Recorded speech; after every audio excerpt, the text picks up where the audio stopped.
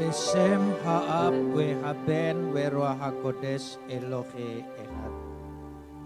Bapa di sorga, Tuhan kami Khalik langit dan bumi, Bapa kekekalan, Tuhan yang menciptakan langit, bumi, laut beserta isinya, serta tidak pernah meninggalkan perbuatan tangannya. Tuhan yang disembah oleh Abraham, Ishak dan Yakub, Tuhan itu juga yang kami sembah. Kami kenal melalui anak-Mu Yesus Kristus, junjungan ilahi kami yang agung. Kami memuji dan mengucap syukur kepadamu atas segala kasih, karunia, anugerah, limpah rahmat dan berkat-Mu. Atas segala perkenanan Tuhan dalam kehidupan kami, menyertai kami, memelihara kami, melindungi kami, bahkan membimbing dan menuntun kami. Kami mengucap syukur untuk itu semua. Karenanya kami senantiasa ingin menyerahkan kehidupan kami ke dalam tangan-Mu. Karena di dalam Engkau kami akan terpelihara dengan sempurna. Karena Engkau adalah pemelihara yang kekal. Saat ini bersabda dan berkata-katalah, firman-Mu menerangi hati dan pikiran kami. Roh-Mu mengurapi semuanya itu sehingga menjadi milik kami, memberikan hikmat, marifat dan berkat sorgawi. Dengan demikian kami diberkati dalam pemberitaan ini. Terima kasih Bapa, dalam nama Yesus kami berdoa. Amin. Silakan duduk. Salam. Baik saudara jemaat yang ada di tempat ini maupun jemaat yang ada di rumah-rumah, di mana saja berada, di daerah sekalipun, bahkan sampai ke luar negeri. Kita pagi hari ini akan bersama-sama membaca firman Tuhan yang terambil dari kitab Kejadian pasal 3 ayat 1 sampai 6 saja.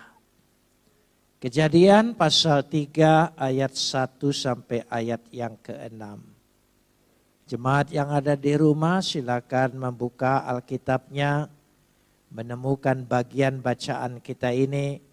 Kita akan membacanya, menyimaknya, merenungkannya, bahkan mendalaminya. Kejadian 3 ayat 1 sampai 6, saya akan baca ayat pertama, lalu jemaat yang ada di sini menyaut ayat yang kedua dengan suara yang keras dan kita ganti bergantian sampai tiba pada ayat yang ke-6. Adapun ular ialah yang paling cerdik dari segala binatang di darat yang dijadikan oleh Adonai Tuhan. Ular itu berkata kepada perempuan itu, tentulah Tuhan berfirman, semua pohon dalam taman ini jangan kamu makan buahnya, bukan? Ayat 2.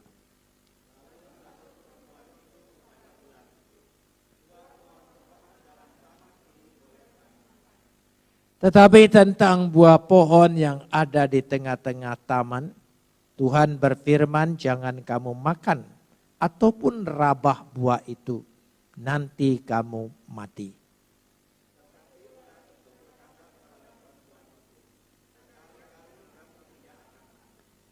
Tetapi Tuhan mengetahui bahwa pada waktu kamu memakannya, matamu akan terbuka dan kamu akan menjadi seperti Tuhan, tahu tentang yang baik dan yang jahat.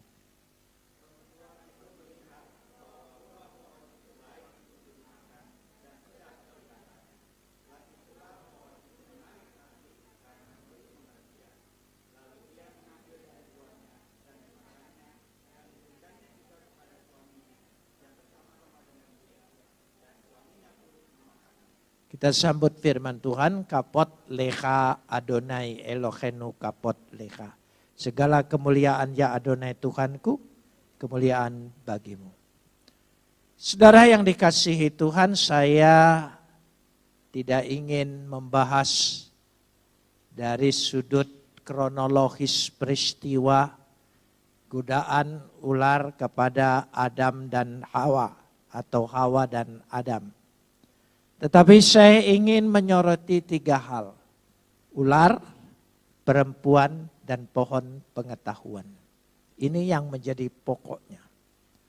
Mengapa ular dan mengapa perempuan diperalat oleh iblis? Saudara yang dikasihi, kalau kita lihat dari awal bacaan kita ini, kita akan melihat bersama-sama dan bisa merenungkannya dan melihat, yaitu pada ayat yang pertama, bagian A. Pertama bagian A.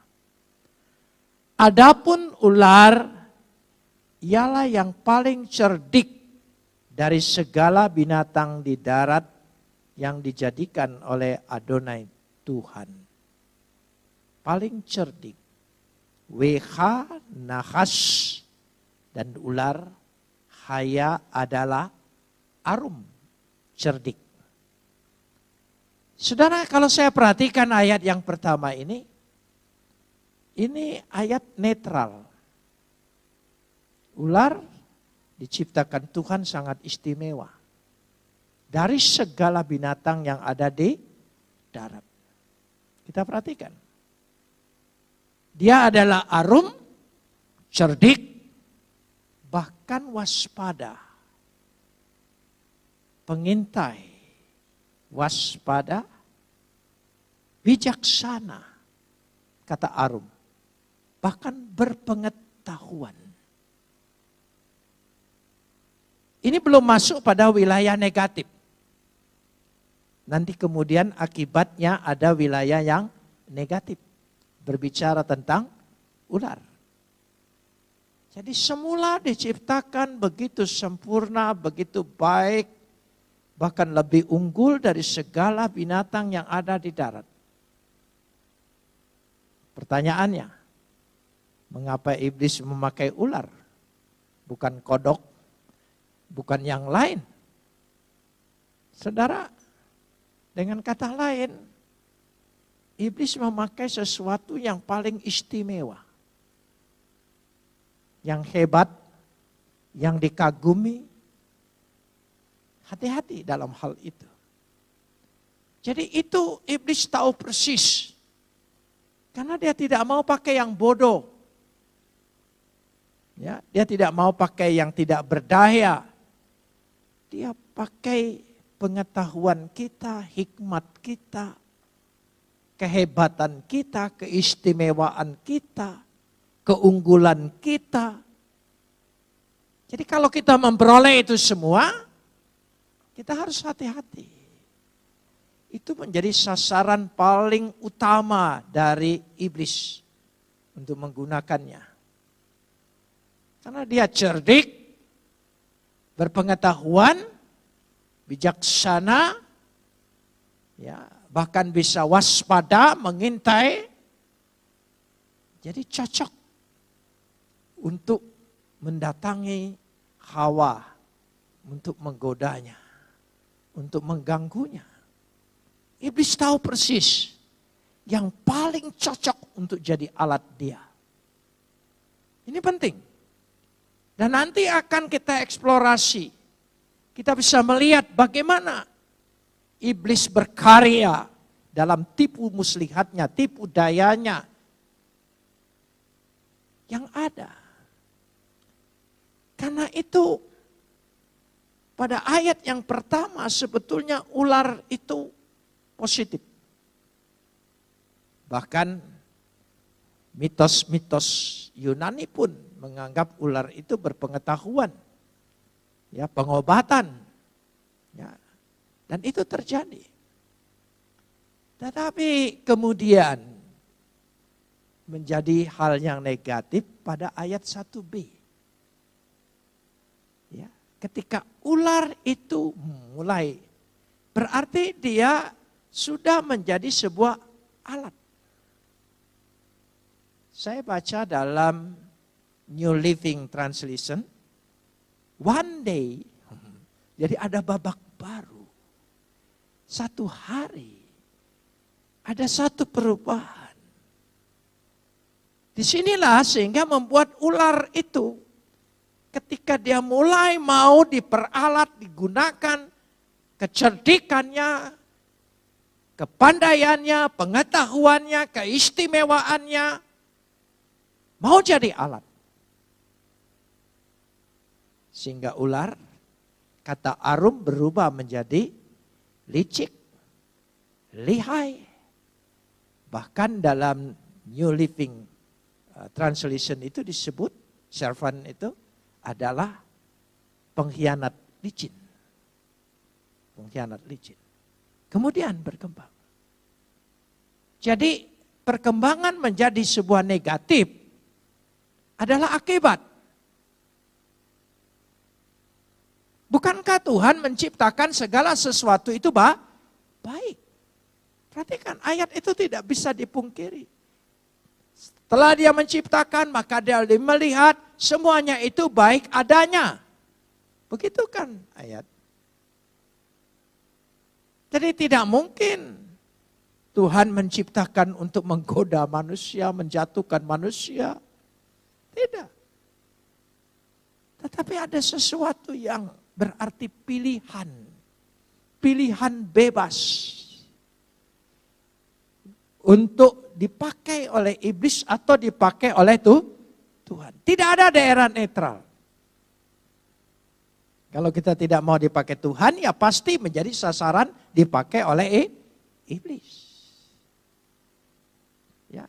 Tidak ada gabungan. Ya dipakai Tuhan, ya dipakai iblis. Tidak. Karenanya kalau saya melihat di sini, kita merenungkan, kita eksplorasi. Manusia-manusia yang memiliki keistimewaan. Hal-hal yang terbaik dalam dirinya. Justru seringkali menjadi alat iblis. Kalau kita istimewa, keunggulan, unggul, ya, hebat, itu tanpa disadari. Rasa unggul dan hebat itu sendiri sudah masuk pada perangkap iblis. Karenanya saya ingin melihat, mengapa baik ular maupun perempuan. Perempuan ini jangan dilihat jenisnya, tapi dilihat dari simbolis, nanti dibahas. Dia adalah ibu dari segala makhluk yang hidup. Berarti manusia itu sendiri. Karena manusia kita sering fokus pada hasil. Hasilnya baik, sukses, kaya, menang, ya.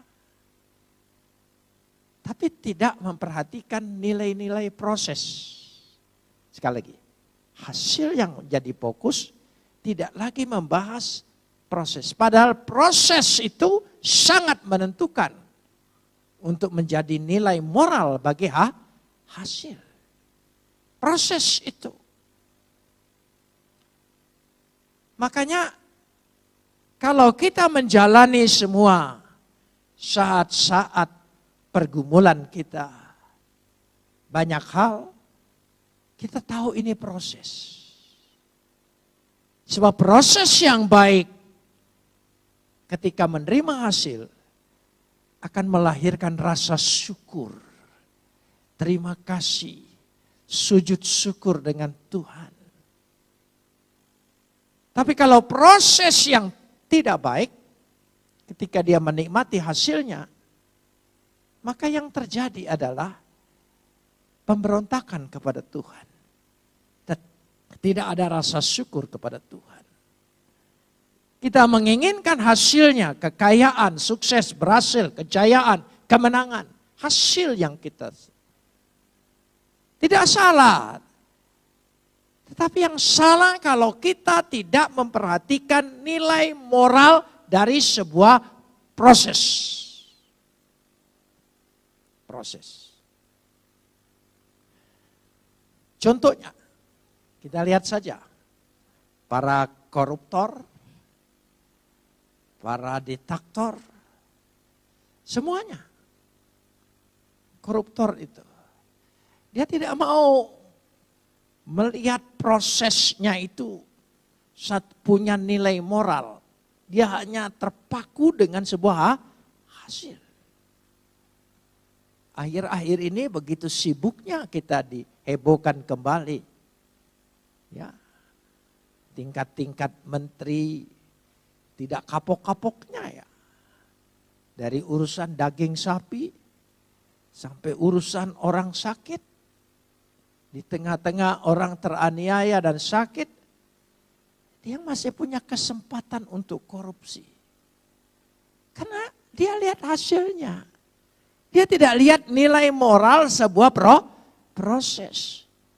Jadi kalau Tuhan melatih kita, mengizinkan kita melewati sebuah proses, bersyukurlah. Karena Tuhan ingin menanamkan nilai-nilai moral, taat, percaya, berdoa kepada Tuhan. Di situ letaknya. Itu yang dimaksudkannya. Salah satu contoh kejahatan di dunia ini, ISIS.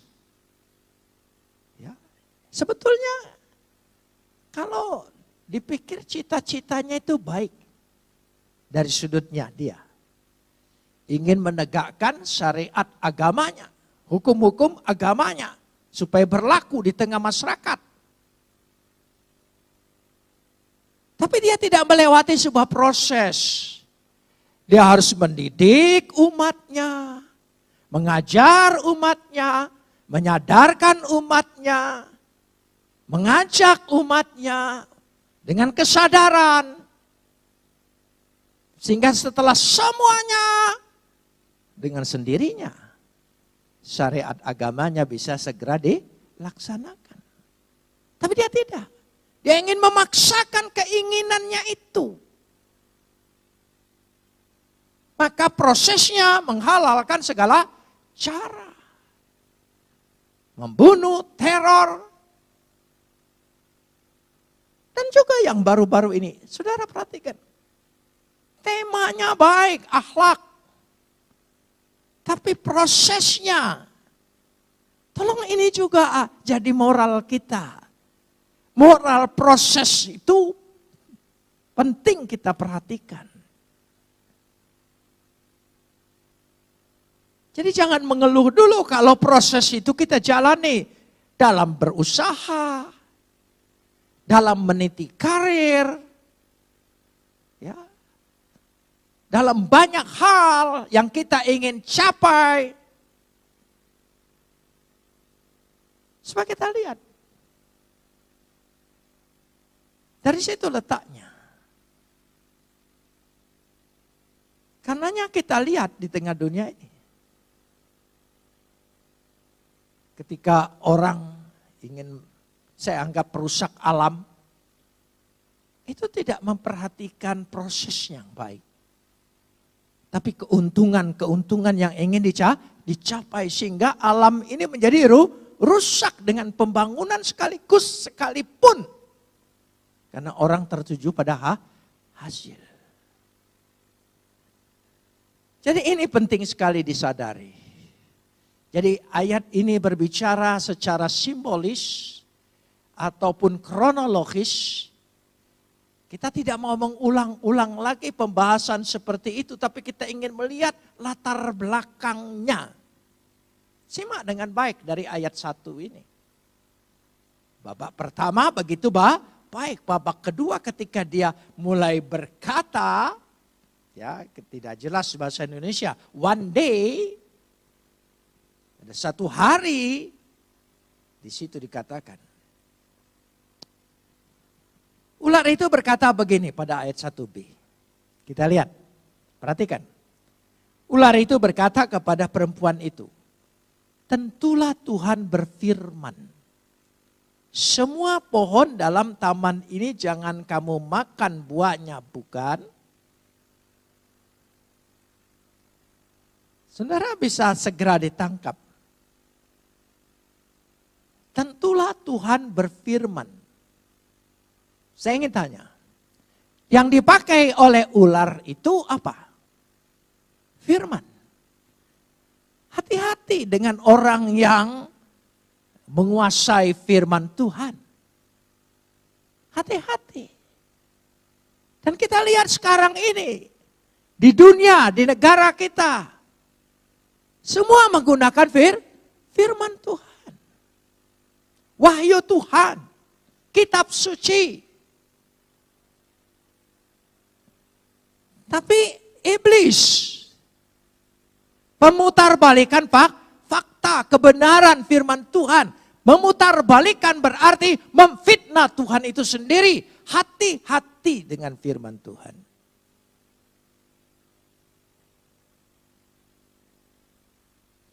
Nanti kita akan melihat. Jadi dari situ kita ingin merenungkan. Bukankah paling sulit menegur orang yang sudah tahu firman Tuhan? Orang yang jarang baca Alkitab itu kalau ditegur, dia memang agak tidak suka, marah, tapi tidak berdalih. Tidak membenarkan diri.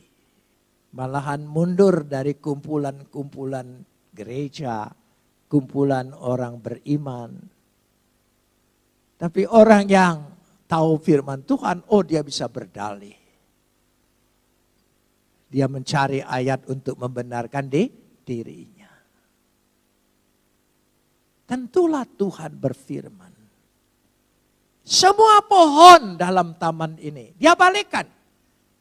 Bukankah Tuhan berbicara, kalau saudara perhatikan Kejadian 2 ayat 16 dan 17. Semua pohon boleh kau makan kecuali satu.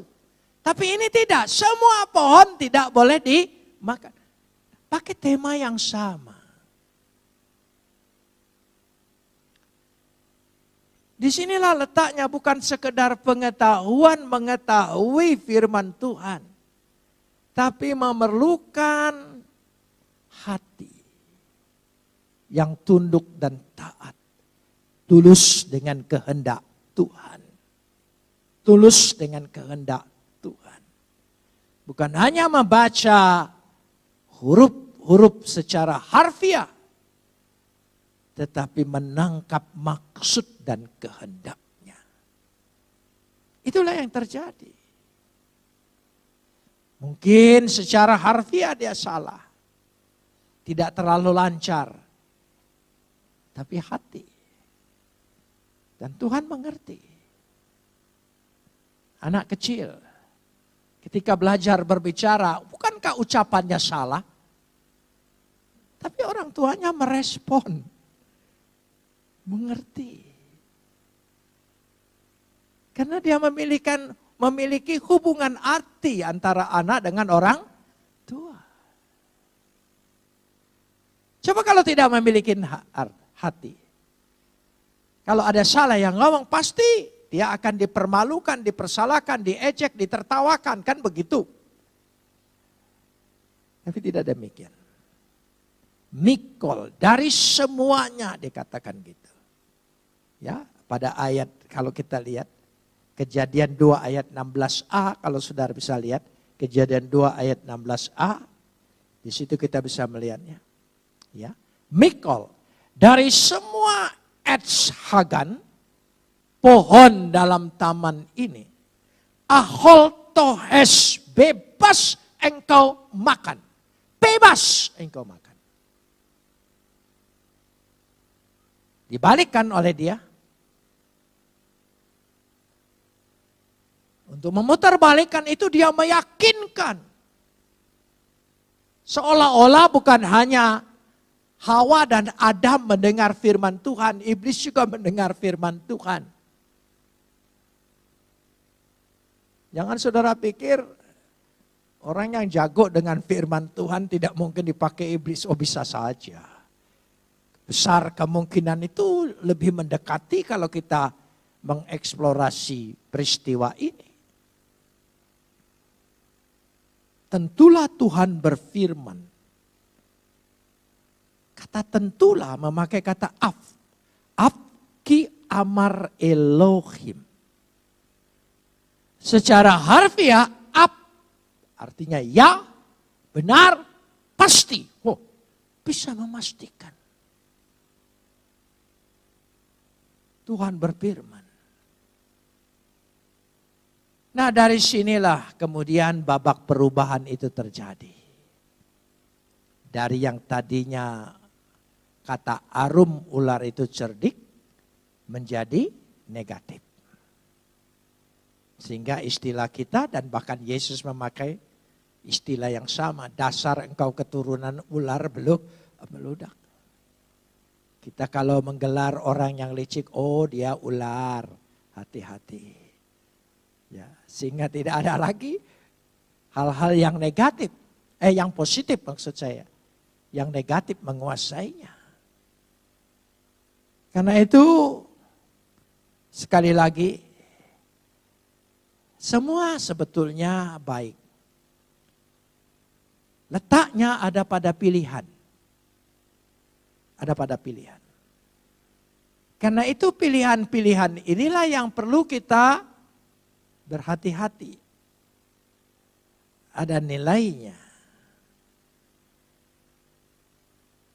Jadi kita melihat di sini. Itu ular. Yang tadinya cerdik berarti positif. Menjadi licik berarti negatif. Dari kata yang sama, arum. Katanya tidak berubah. Tetapi sifatnya menjadi berubah. Yang kedua saya ingin membahas tentang perempuan.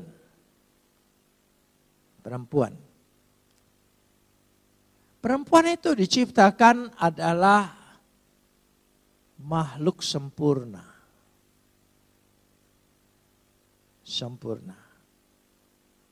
Bahkan Adam tidak kurang sempurna. Tidak baik manusia itu kalau seorang diri saja. Dikatakan di dalam Kejadian 2 ayat 18, aku akan menjadikan penolong yang sepadan. Ya. Ezer Negeb yang seimbang. Yang sungguh-sungguh menjadi pembanding. Bahkan pada Kejadian 3 ayat 20. Sebab dialah yang menjadi ibu dari semua yang hidup. Bayangkan saja, dari semua yang hidup berarti bukan hanya manusia saja. Maka negeri kita sebut ibu pertiwi. Dia ibu, sumber segala kehidupan. Kalau tadinya dia sumber segala kehidupan, kemudian sumber malapetaka. Sehingga manusia jatuh dalam dosa. Tadinya dia harus menjadi penolong yang sepadan bagi Adam. Tetapi justru dia yang mengajak Adam untuk memakan buah itu. Kenapa demikian? Karena ketika perempuan itu merespon perkataan ular di dalamnya iblis. Jadi ular sudah berikut iblis. Ketika dia meresponnya berarti pertama, perempuan ini tanpa disadari dia lebih suka mendengar firman dari iblis. Bukan dari Tuhan. Ya. Jadi hati-hati. Yang kedua, kalau saya perhatikan di sini, ketika perempuan itu sudah mendengar, semua pohon ini tidak boleh kau makan, padahal perempuan itu tahu, semua boleh dimakan kecuali satu. Tetapi dia merespon fitnah ular itu. Fitnah iblis itu. Ketika dia merespon, di situ letaknya. Dia sudah masuk perangkap iblis itu sendiri. Dia tidak punya kuasa lagi. Karena itu dengan iblis tidak boleh coba-coba. Saya mau coba, apakah saya mampu, apa saya kuat, tidak usah. Sama saja. Kalau saudara sudah tahu itu racun, coba setetes apa rasanya. Ya. Kalau sudah tahu racun, kenapa coba walaupun setetes? Dia akan merusak, menghamirkan keseluruhannya.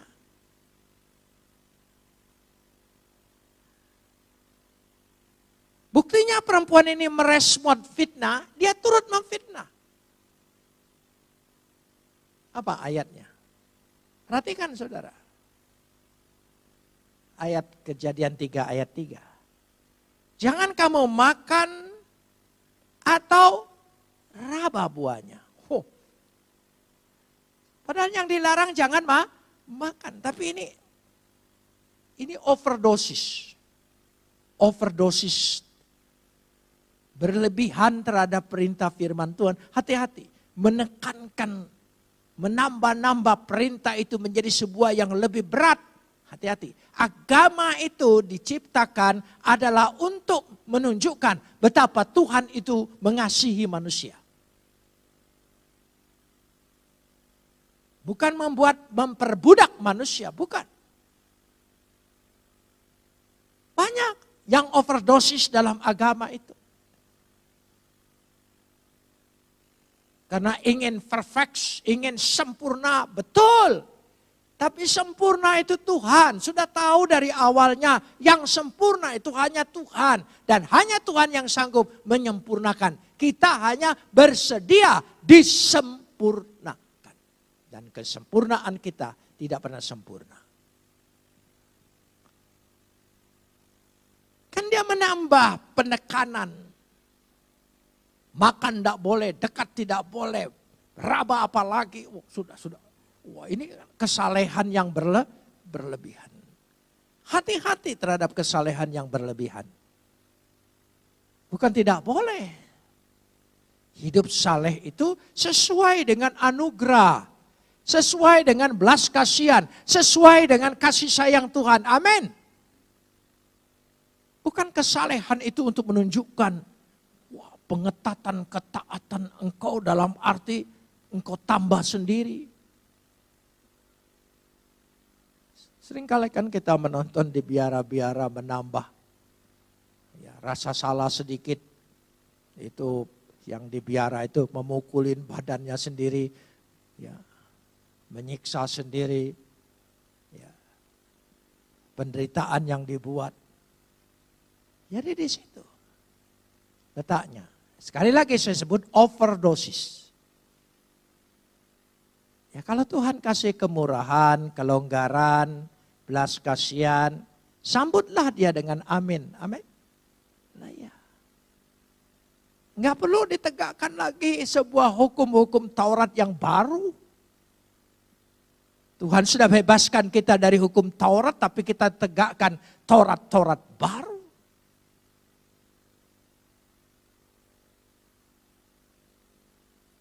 Bisa membedakan maksudnya. Supaya jemaat sadar. Supaya kita ikut Tuhan itu tidak karena ditakut-takuti.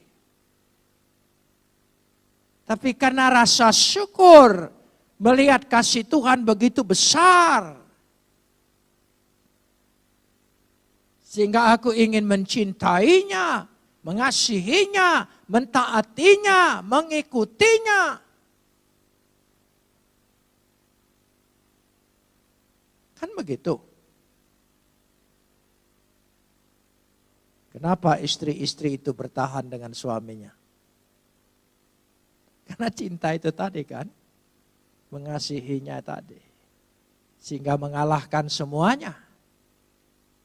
Dan itu yang terjadi. Jadi bukan lagi sebuah kontrak. Bukan. Bukan. Dari situ letaknya. Jadi untuk memperoleh sorga itu bukan karena memenuhi kontrak. tapi membuka hati, menerima belas kasihan Tuhan, kasih Tuhan, merespon itu semua. Itu sebabnya.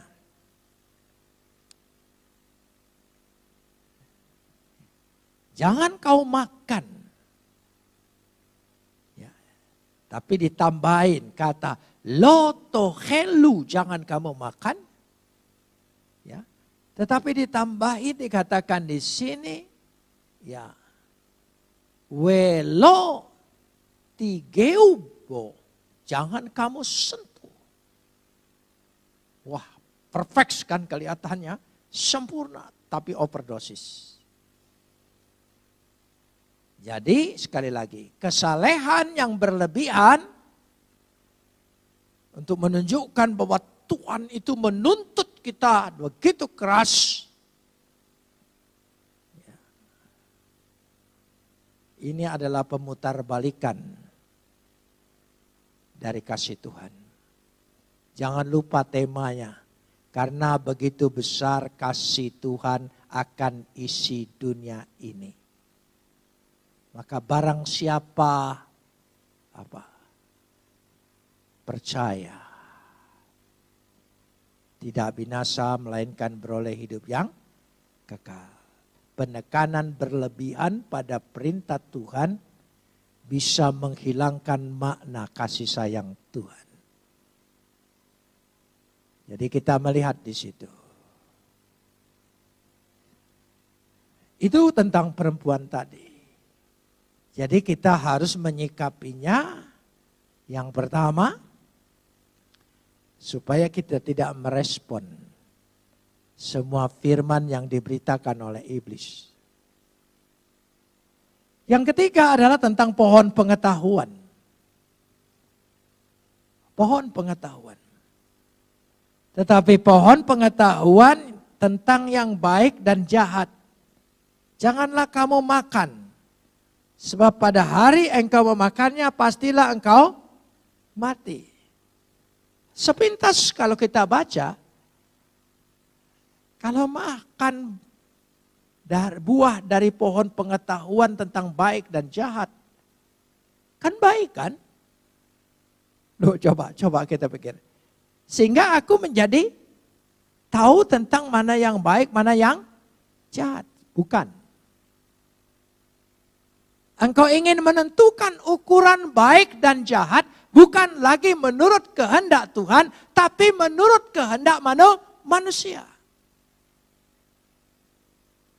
Tuhan itu tentukan, manusia diciptakan dengan kebebasan. Tapi yang menentukan norma ukuran bahwa baik dan jahat tetap Tuhan. Tapi manusia ingin menentukan, bahkan manusia mungkin tidak perlu baik dan jahat. Supaya kami bisa menentukan sendiri. Lihat LBGT ya, yang disahkan ini dan itu kan menunjukkan kebebasan manusia yang tidak lagi ingin ditentukan baik dan jahat menurut Tuhan. Tapi menurut manusia, ukuran manusia. Ini sudah zamannya. Zaman itu berubah, tidak bisa jadi ukuran. Tidak bisa jadi standar. Dari mana kita tahu baik? Dari mana kita tahu jahat? Kalau selera manusia. Ini yang dimaksudkan. Sehingga perasaan dikatakan di sini. Ya, adalah akibat terbesar adalah ketidaktaatan manusia. Ketidaktaatan manusia. Ketidaktaatan manusia ini saya ingin tegaskan, manusia bukan berontak terhadap tentang Tuhan. Tidak. Adam dan Hawa tidak berontak tentang Tuhan. Dia berontak terhadap kehendak Tuhan. Sekali lagi, kehendak Tuhan. Karena itu perjanjian baru lebih banyak mengajarkan umat dan kita semua supaya bisa menerima apa? Kehendak Tuhan. Kehendak Tuhan. Jadi mereka tidak menentang tentang Tuhan. Dia percaya. Percaya Tuhan tidak jadi ukuran. Iblis juga percaya. Bahkan iblis tahu firman Tuhan dan menggunakan firman Tuhan. Enggak jadi ukuran.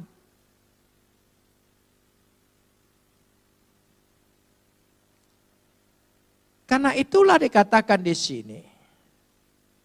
Akibatnya, ketika dia menentukan itu sendiri, karena ketidaktaatannya. Ada dua hal. Lain kesempatan saya ingin eksplorasi lebih lagi. Rasa takut dan malu. Pada ayat yang ke-7.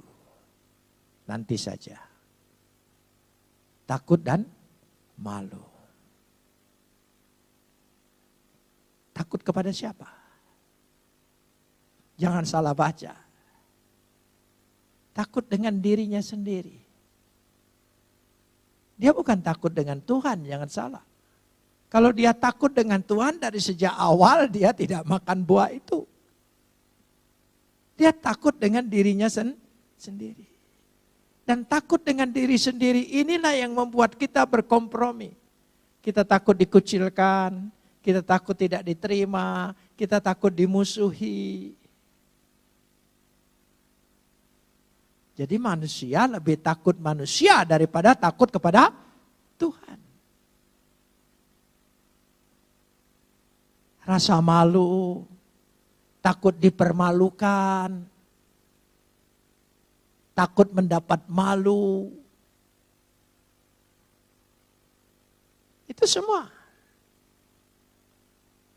Saya kembali lagi pada bacaan ini. Jadi ketika sudah terbuka semua itu nanti, yang dimaksudkan terbuka di sini bukan mata jasmani. Karena mata jasmaninya sudah terbuka sebelumnya. Saya perhatikan ayat yang ke-6. Dari bacaan kita, Kejadian 3 ayat yang ke-6. Apa dimulai? Coba, sebelum dia makan buah. Apa? Perempuan itu melihat. Sudah terbuka matanya, sudah bisa melihat. Ya, jadi kata terbuka matanya ketika dia sudah makan itu adalah mata rohani kita. Mata yang tadinya hanya tertuju kepada Tuhan. Bangga dengan Tuhan. Menjadi mata yang kita melihat diri kita aib, hina. Perempuan itu melihat sedap kelihatannya. Sedap. Karena itu ada dua pertarungan yang saya lihat di sini.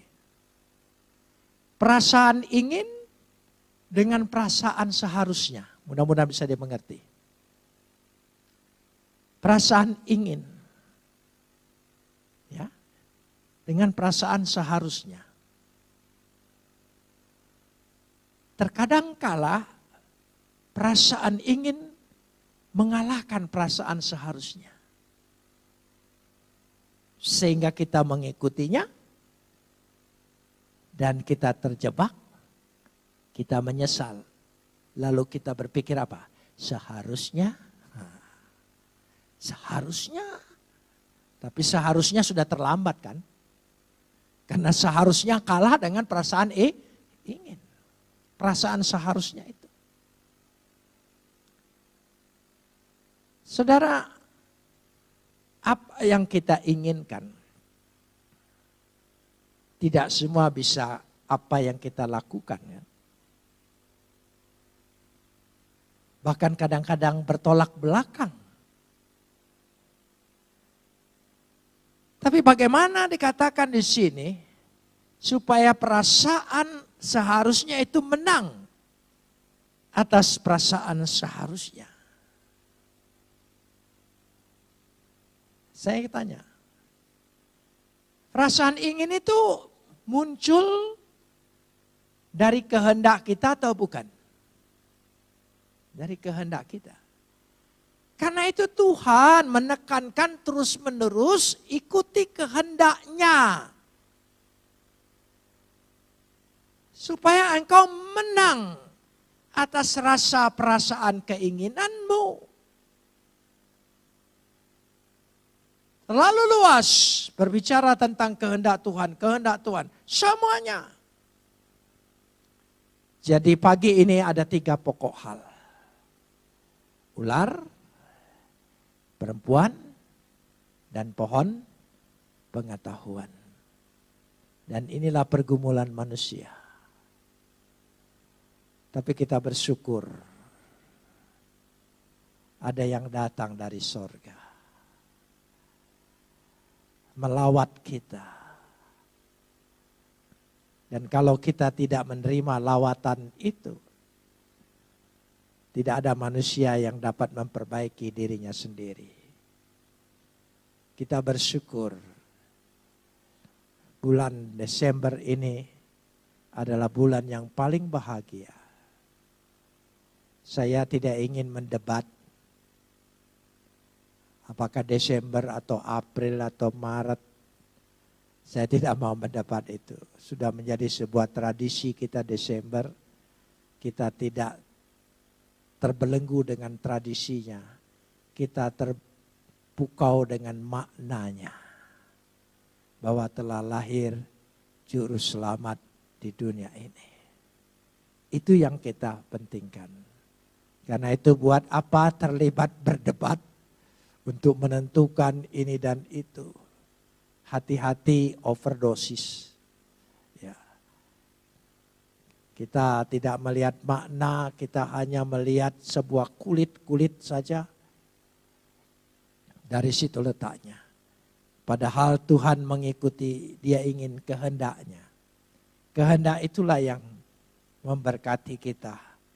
Membuat kita. Dan atas kehendak Tuhan juga. Kita diselamatkan. Atas kehendak Tuhan juga. Atas kehendaknya. Memberikan tubuhnya dan menyerahkan darahnya. Atas kehendaknya. Tidak ada tuntutan kehendak yang lain. Amin. Mari kita berdoa.